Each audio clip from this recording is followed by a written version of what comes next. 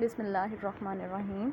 अस्सलाम वालेकुम स्टूडेंट्स, मैं हूं आप लोगों की science teacher from the national school M education और आज हम लोग अपने साइंस का नेक्स्ट लेक्चर करेंगे। ओके बच्चों, आज हमारी रीडिंग का लास्ट डे होगा। आज हमारी रीडिंग है पेज नंबर 25 पर। पेज नंबर 25 को जल्दी से ओपन कर लें, क्लास वर्क और डेट मेंशन कर लें। क्लास वर्क के सामने आप लोगों ने नंबर नहीं ऐड करना। ओके बेटा, तो कल हमने बात की थी स्ट्रॉबेरी की कि स्ट्रॉबेरी का जो प्लांट होता है उसके जो स्टेम होते हैं वो ज़मीन के ऊपर फैले होते हैं इर्द गिर्द। ऐसे लगता है जैसे इर्द गिर्द काफ़ी सारी छोटी छोटी ब्रांचेस निकली हुई हैं, उनको हम स्ट्रॉबेरी रनर कहते हैं। अब ये देखिए बेटा, ये आपको स्ट्रॉबेरी के रनर्स दिखाए हुए हैं। ये वाली जो ब्रांच है ये देखें, ये ओरिजिनल प्लांट है और इसके इर्द गिर्द देखें इसकी ब्रांच कैसे फैली हुई है। इसी तरह से इधर भी फैली हुई होगी और इधर भी। तो ये वाला जो डायग्राम है इस पर आपने फोकस करना है। ये स्ट्रॉबेरी की रनर्स और ये उसकी रूट्स। तो हमने कल इसी की बात की थी कि स्ट्रॉबेरी का प्लांट कैसे होता है। नेक्स्ट है हमारे पास the potato that we eat are called tubers. ये जो पोटैटोज हम खाते हैं इनको हम असल में ट्यूबर्स कहते हैं। A tuber is the swollen part of the stem that grows underground. Tuber जो है वो आपके पास स्वॉलन पार्ट होता है स्टेम का, यानी स्टेम का सूजा हुआ हिस्सा होता है जो कि ज़मीन के अंदर उगता है। अब देखिए बेटा, जो आप लोगों को स्टेम ज़मीन के बाहर नज़र आते हैं वो अमूमन पतले होते हैं। पतले का मतलब होता है कि वो इतने मोटे नहीं होते हैं। हाँ, जो दरख्त होते हैं, ट्रीज़ जो होते हैं, उनके स्टेम तो बहुत मोटे मोटे और बहुत चौड़े होते हैं। लेकिन छोटे छोटे जो प्लांट्स होते हैं, जैसे श्रब्स हो गई, जैसे आपके पास गुलाब का फूल है, जैसे आपके पास दूसरे प्लांट्स होते हैं, तो इनका जो स्टेम होता है वो पतला होता है। लेकिन कुछ प्लांट्स, जैसे कि अब यहाँ पर पोटैटो की बात की गई है, इनका जो स्टेम है वो ज़मीन के अंदर उगता है और वहाँ पर जाके ये सूज जाता है। इसी की वजह से हम इसको ट्यूबर्स कहते हैं। A tuber has small buds called eyes which grow into new plants। और ट्यूबर के ऊपर छोटी छोटी आइज बनती हैं जो कि आपके पास न्यू प्लांट में ग्रो कर जाती हैं। कभी आपने बेटा देखा होगा कि आलू जो होते हैं ना, उनके ऊपर येलो कलर के ना छोटी छोटी पत्थर जैसी स्ट्रक्चर्स बन जाती हैं या उभरी हुई स्ट्रक्चर्स बन जाती हैं। उन्हीं स्ट्रक्चर्स को हम ट्यूबर्स कहते हैं। अब ये देखें, ये पोटैटो प्लांट है, ये इसके लीव्स है। ये देखिए नीचे अगर आप देखें तो रूट्स की बजाय यहाँ पर देखें ये असल में पोटैटोज हैं। ये वही पोटैटोज हैं जो आप खाते हैं। यहाँ पर ये ट्यूबर्स की फॉर्म में इकट्ठे हुए हैं। The birophyllum is a plant which has thick fleshy leaves. Tiny new plants grows on the edges of its leaves. The plant falls to the ground and start growing. अब ये देखें बेटा, ये आपके पास बायोफिल्म, ये असल में एक प्लांट का नेम है। इसमें बेटा क्या होता है कि इसके लीव्स के अंदर ही छोटे छोटे से लीव्स निकलना शुरू हो जाते हैं और जब ये वाला लीव ज़मीन पर गिरता है तो इन्हीं छोटे छोटे लीव से नए नए प्लांट जो हैं वो बनना शुरू हो जाते हैं। यानी इसको सीड की ज़रूरत नहीं होती, इसके पत्तों से ही न्यू पौधा जो है वो उग सकता है। Sometimes a new plant grows from a piece of a plant stem. This piece is called a cutting. The new plant grows to be the same as the plant it came from.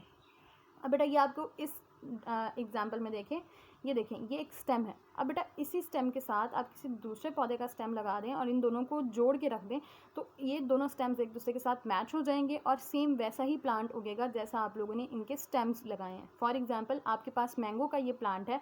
एक mango आपके पास ऐसा है जिसका test बहुत अच्छा है लेकिन उसका साइज़ अच्छा नहीं है, यानी साइज़ में वो छोटा है लेकिन टेस्ट उसका बहुत अच्छा है। लेकिन दूसरी तरफ एक और प्लांट है जिसके मैंगो का टेस्ट तो अच्छा नहीं है लेकिन उसका साइज़ बहुत अच्छा है। आप चाहते हैं आपको साइज़ भी अच्छा मिले, यानी मैंगो भी बड़ा मिले और उसका टेस्ट भी अच्छा मिले, तो आप क्या करेंगे, एक जो स्टेम का पोर्शन है वो एक प्लांट से ले लेंगे, एक स्टेम का पोर्शन दूसरे प्लांट से लेंगे, इन दोनों को आपस में जोड़ देंगे। अब जब ये वाला पौधा बड़ा होगा और इसके ऊपर जो मैंगोज लगेंगे वो आपके पास साइज़ में भी बड़े होंगे और उनका टेस्ट भी आपके पास अच्छा होगा। नेक्स्ट है बेटा आपके पास underground stems that are swollen with stored food are called rhizomes. ऐसे आपके पास स्टेम जो ज़मीन के अंदर उगते हैं और वो भी स्वॉलन होते हैं यानी सूजे हुए होते हैं, इनको हम राइजोम्स कहते हैं। They grow sideways through the soil. ये सॉइल के अंदर साइडवेज उगते हैं। साइडवेज का मतलब होता है एक की साइड दूसरे के साथ मैच होगी, फिर उससे अगले की साइड दूसरे के साथ मैच होगी, यानी एक दूसरे की साइड पे उगते हैं। They produce new plants in spring. ये बाहर के मौसम में, स्प्रिंग के सीजन में न्यू प्लांट्स बनाते हैं। Ginger plants have rhizomes. जो ये जिंजर होती है यानी जो अदरक होती है ये आपके पास राइजोम्स की एग्जाम्पल है। A corm is a short swollen tube with stored food. It grows to form new combs which separate from each other and form new plants. A glandless plant make combs. अब आपके पास बेटा corms की example हैं। Corms आपके पास क्या होती हैं, ये असल में आपके पास स्वॉलन स्टोर्ड फूड के पोर्शंस होते हैं। एक नया कॉर्म जो है वो जब दूसरे अपने प्लांट से अलग हो जाता है तो जहाँ पर वो होता है वहाँ पर वो एक न्यू प्लांट बना सकता है, यानी एक कॉम से आप नया प्लांट जो है वो बना सकते हैं। ग्लैडियोलस प्लांट जो है वो इसी तरह से उगता है। नेक्स्ट है अ bulb is made up of thick overlapping leaves which contain stored food. Bulb जो है वो थिक यानी आप यूँ कह सकते हैं कि गाढ़े गाढ़े या मोटे मोटे। ओवरलैपिंग लीव्स, ओवरलैपिंग का मतलब होता है एक दूसरे के ऊपर चढ़े हुए या एक दूसरे के ऊपर इर्द गिर्द लपेटे हुए। तो इस तरह के लीव्स का मिलकर बना हुआ होता है जिनके अंदर स्टोर्ड फूड होती है। Each bulb has a bud and the centre which grows into a new plant. हर बल्ब जो है उसके पास एक बड होती है, बड का मतलब होता है एक पॉइंट सा बना हुआ होता है, और एक सेंटर होता है जिसके अंदर से न्यू प्लांट ने ग्रो करना होता है। अब ये प्याज जो है ये आपके पास बल्ब की एग्जाम्पल है। जब बेटा आप प्याज को काटते हैं तो असल में वो जो प्याज की लेयर्स होती हैं वो इसके लीव्स होते हैं, और वो जो दरमियान वाला मोटा सा पोर्शन होता है वो इसका बल्ब होता है, और उसी बल्ब से न्यू अनियन जो है वो ग्रो करता है। ओके बच्चों, इसी के साथ हमारे इस चैप्टर की रीडिंग जो है वो कंप्लीट हो गई है। अब आप सब लोगों ने क्या करना है कि 1 मिनट के लिए इस वीडियो को पॉज करना है और जाके अपनी साइंस की नोटबुक जो है वो लेके आनी है, साथ ही साथ अपनी मार्कर भी लेके आएँ और अपना पेन भी लेके आएँ, क्योंकि हमने आज वर्ड मीनिंग्स भी करने हैं। तो जल्दी से इस वीडियो को यहीं पर पॉज करें और जो काम मैंने कहा है वो करके आएँ। ओके बच्चों, सब लोगों ने उम्मीद है अपनी पेंसिल और अपना पेन और अपनी मार्कर और अपनी कॉपी जो है वो निकाल ली होगी। उसके बाद जैसे बेटा हम क्लास में पहले काम करते थे, सेम आप लोगों ने वैसे ही काम स्टार्ट करना है। यहाँ पर आपने क्लास वर्क मेंशन करना है, उसके आगे नंबर नहीं डालना। यहाँ पर आप लोगों ने अपनी डेट मेंशन करनी है, यहाँ पर आप लोगों ने अपना डे मेंशन करना है। दोनों चीज़ें मेंशन करने के बाद आप लोगों ने नीचे से काम स्टार्ट करना है। फिर यहाँ पर आप लोगों ने यूनिट नंबर लिखना है अपना।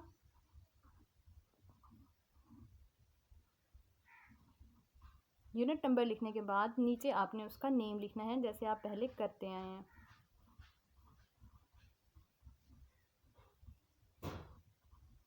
Reproduction in living things. यहाँ तक मेंशन करने के बाद जैसे आप लोग क्लास में करते हैं, यहाँ पर आप लोगों ने लिखना है वर्ड्स,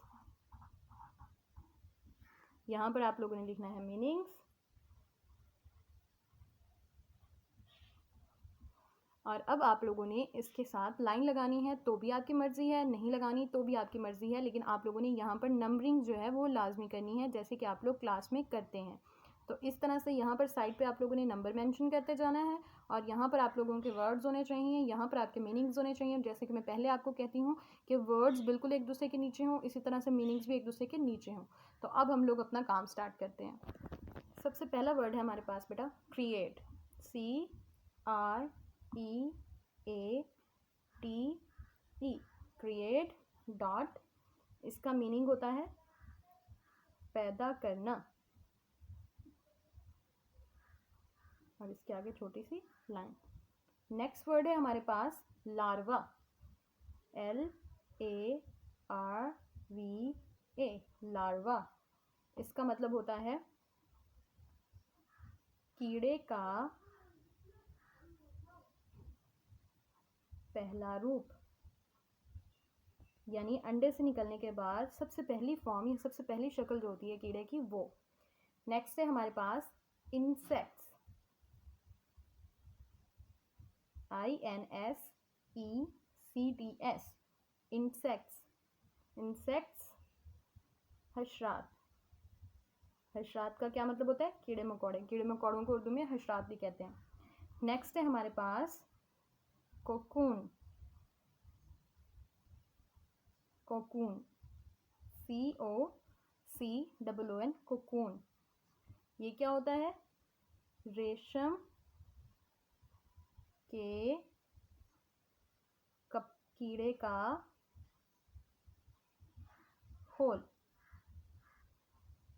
अब बेटा रेशम के कीड़े का खोल का क्या मतलब होता है कि बेटा ये जो रेशम के कीड़े होते हैं ये अपने आप को जिसके अंदर बंद करते हैं उसको हम ककून कहते हैं। इसी ककून से फिर बाद में बेटा रेशम जो है वो बनाया जाता है। ये जो रेशम का कपड़ा होता है इसी ककून से बनता है, और ये मैं आपको चैप्टर में पहले ये बात समझा चुकी हूँ।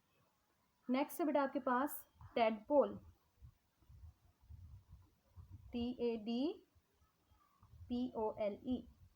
टैडपोल। इसका क्या मतलब होता है, मेंढक के बच्चे की इब्तदाई शक्ल।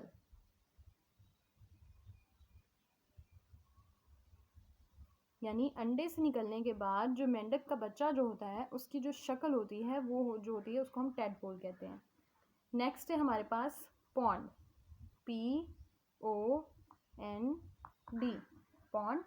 पॉन्ड का क्या मतलब होता है? तालाब, यानी ऐसी जगह जहाँ पर पानी जो है आपके पास खड़ा हुआ मौजूद होता है। नेक्स्ट है हमारे पास लिजर्ड, LIZARD, लिजर्ड। लिजर्ड का क्या मतलब होता है? छिपकली।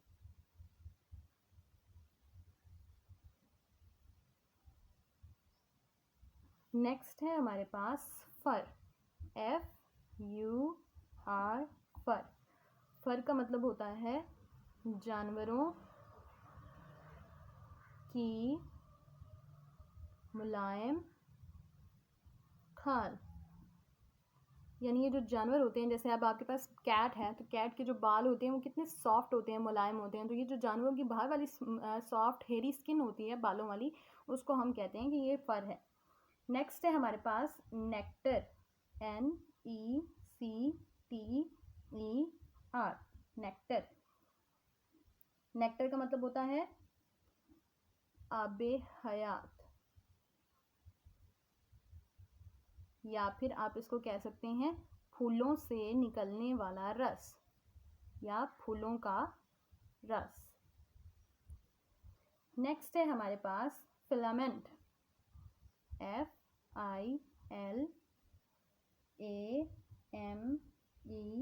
FILAMENT, filament. फिलामेंट का क्या मतलब होता है? रेशा। नेक्स्ट है हमारे पास पेटल, PETAL, पेटल। पेटल का क्या मतलब होता है? फूल की पत्ती।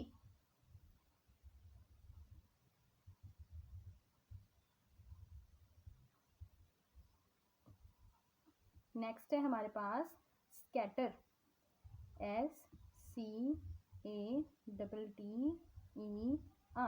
स्कैटर। स्कैटर का मतलब होता है मुंतशिर। मुंतशिर क्या होता है बेटा? किसी भी चीज़ का फैलना, यानी कोई चीज़ जब फैलती है या कोई चीज़ बिखर जाती है, बिखरने को हम कहते हैं मुंतशिर।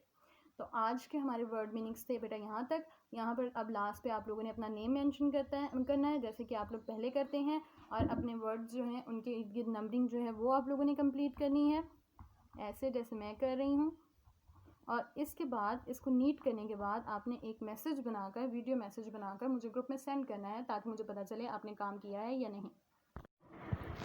और आज का मैसेज ऑफ द डे है बच्चों अपने पेरेंट्स की रिस्पेक्ट के बारे में। बेटा पेरेंट्स वो लोग होते हैं जो आपको इस दुनिया में लाए हैं और जो आपको हर तरह की बात सिखाते हैं, समझाते हैं और आपकी हिफाजत करते हैं। बदले में आप लोगों को चाहिए कि उनकी जितनी रिस्पेक्ट कर सकते हैं करें, ताकि वो इस दुनिया में भी खुश रहें और आखिरत में भी। इसी के साथ अल्लाह हाफ़िज़, अपना ख्याल रखिएगा बच्चों।